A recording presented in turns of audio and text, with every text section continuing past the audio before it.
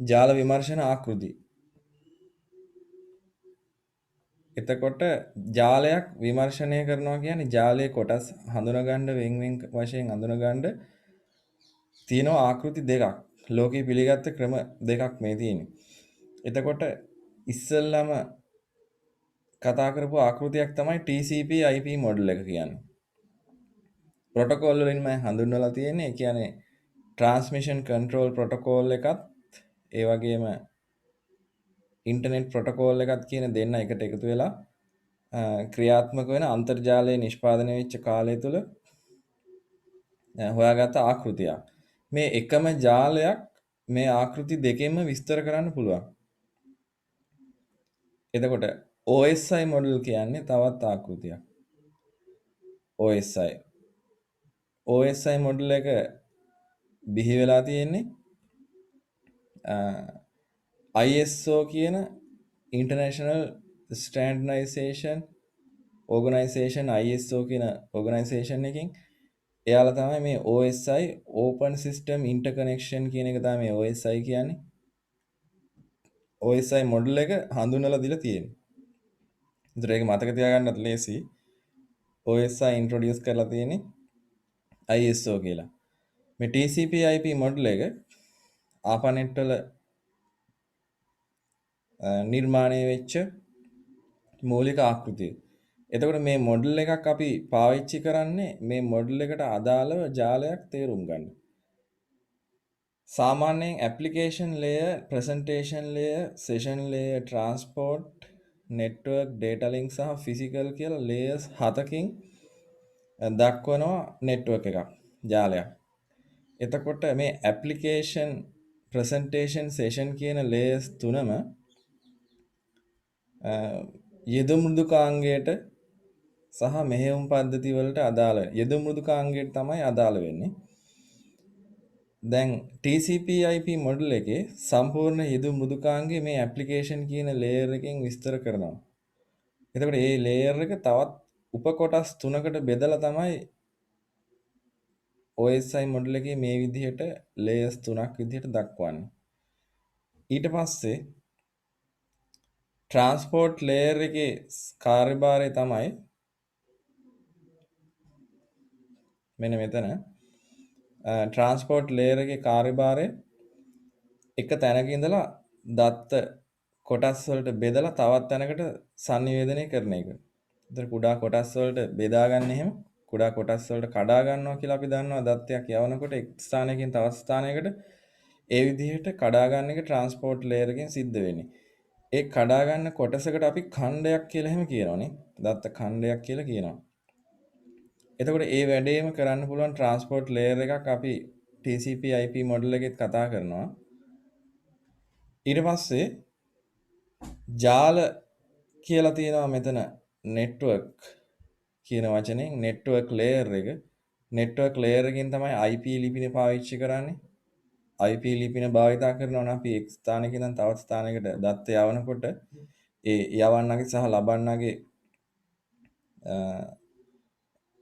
අනන්‍යව හඳුනා ගැනීම සඳහා යවන පරිගණකයත් ලබන පරිගණකයත් එහෙම නැත්නම් ජාලයේ සම්බන්ධිත සියලු පරිගණක අනන්‍යව හඳුනා ගන්න IP ලිපින භාවිතා කරනවා. ඒ IP ලිපින ලබා දීම සිද්ධ කරන්නේ දත්ත පැකට්ටු වලට මෙන්න මේ network layer එකෙන්. එතකොට දත්ත පැකට්ටු තමයි මේ network layer එකේ පරිවර්තනය වෙලා හැදෙන දත්ත වලට කියන නම. මෙතන packets කියන එක. එතකොට මෙතන segment කියවනේ. ඒ කියන්නේ දත්ත ඛණ්ඩ. දැන් පැකට් segment වලින් පැකට් හදලා පැකට් වලින් frame හදලා frame හදන්නේ data link layer එකෙන්.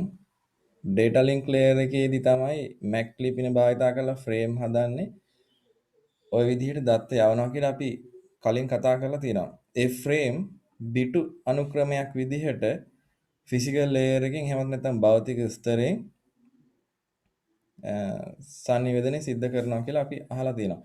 දැන් ඒතර මේ data link layer එකත් physical layer එකත් වෙනුවට TCP/IP මොඩල් එකේ තියෙන්නේ network interface layer කියලා layer එකක්. හරි network interface එහෙමත් නැත්නම් network access layer කියලා අපි මේකට කියනවා. ඔයාලගේ මෙතන internet layer කියලා වෙනස් කරගන්න. network layer එකට අපි කියනවා TCP/IP model එකේදී කියන්නේ internet layer කියලා. මේකට දාන්න network access layer කියන වචනේ වෙනස් කරගන්න. එතකොට හරි. network access layer. දැන් ආකෘති දෙකක් යටතේ එකම ජාලයක් විස්තර කරපු එක තමයි මේකෙන් සිද්ධ වෙන්නේ. එකම ජාලයක් ආකෘති දෙකක් යටතේ විස්තර කරනවා. එතකොට අපිට සංසන්දනය කරත් මේ මැද තියෙන නම් protocols මේ protocols තමයි මේ layers වල ක්‍රියාත්මක වෙන්නේ මේ ස්තරවල ක්‍රියාත්මක වෙන්නේ කියන එක. transport layer එකේ තමයි TCP සහ UDP කියන protocol දෙක ක්‍රියාත්මක වෙන්නේ.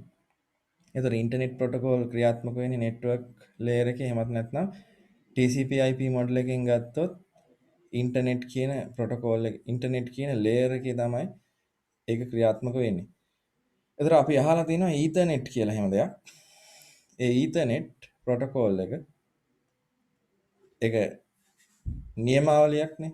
මතකයිනේ MAC protocol කියලා හැම ඉගෙනුවා.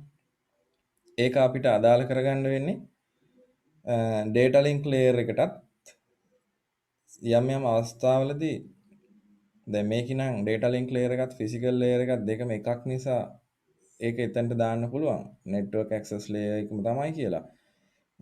ethernet layer එක TCP/IP වලට දාන්න ගියොත් අපි දාන්නේ data link layer එකට තමයි දාන්න වෙන්නේ. එතකොට මේ නියමාවලිය ඊට පස්සේ භෞතික ස්තරය කියලා තවදුරටත් බෙදෙනවනේ මෙතනින් භෞතික ස්තරය physical layer කියලා මෙතන දාලා තියෙන OSI model එකේ තියෙන layer එක එයාගේ බිටු අනුක්‍රමය සම්ප්‍රේෂණය කරන්න බිටු අනුපිළිවෙලක් සම්ප්‍රේෂණය කිරීම සඳහා අදාළ වෙන නීතියක් විදිහට අපි ඔය encoding methods මාධ්‍ය ඒවා තමයි මෙතනදී විස්තර කරන්නේ. මේ සෑම layer එකකම කාර්යභාරය මොකක්ද කියන එක තමයි අපේ ඊළඟ අවශ්‍යතාවය. අපි ඉගෙන ගන්න හදන ඊළඟ කරුණ තමයි මේ සෑම layer එකකම කාර්යභාරයක් වෙන වෙනම network එකක තියෙනවා. ඒක වෙනම ඉගෙන ගන්න එක තමයි ඊළඟ අපේ කාර්යභාරය වෙන්නේ.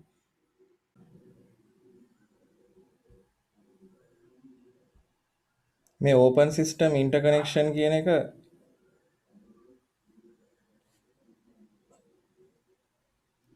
එහෙම නැත්නම් මේ විවෘත පද්ධති අන්තර් සම්බන්ධතා මේ කියන ක්‍රමවේදය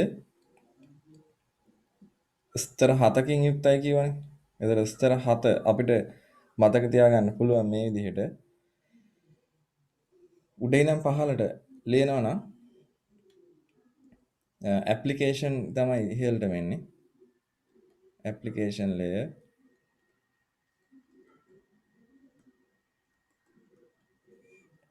ඊට පස්සේ presentation layer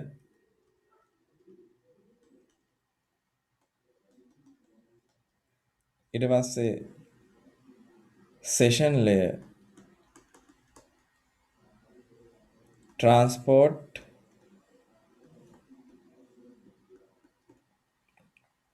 network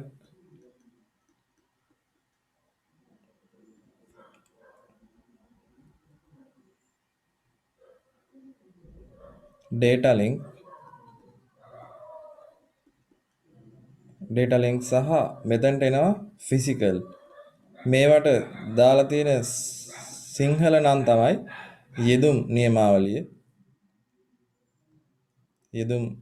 යෙදුම් ස්තරය කියලා කියන්නේ මේක layer එකනේ යෙදුම් ස්තරය ඊට පස්සේ සමර්පණ ස්තරය session කියන්නේ සැසි ස්තරය ඊට පස්සේ transport කියන එකට දාන්න ප්‍රවාහන එහෙමත් නැත්නම් පරිවාහන ස්තරය ඊළඟට ජාල ස්තරය සහ data link කියලා කියන්නේ දත්ත සන්ධාන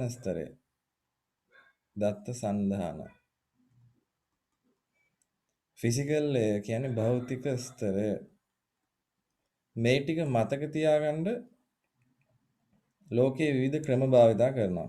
මේ ලේයර්ස් 7 මතක තියාගන්න. ඒ කියන්නේ අපිත් කතා කරන ක්‍රමයක් තමයි please do not මේක අහලා ඇති. throw sausage pizza away. තව ක්‍රමයක් තියෙනවා.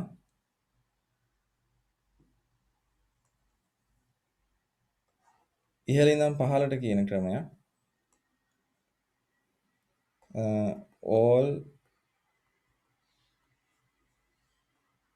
people seems to need data processing.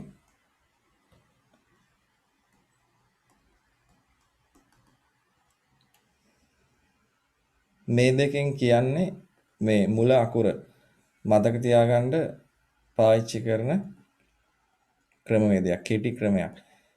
please do not throw sausage pizza away කියලා දාන්න පුළුවන් පහළින් ඉඳන් ඉහළට.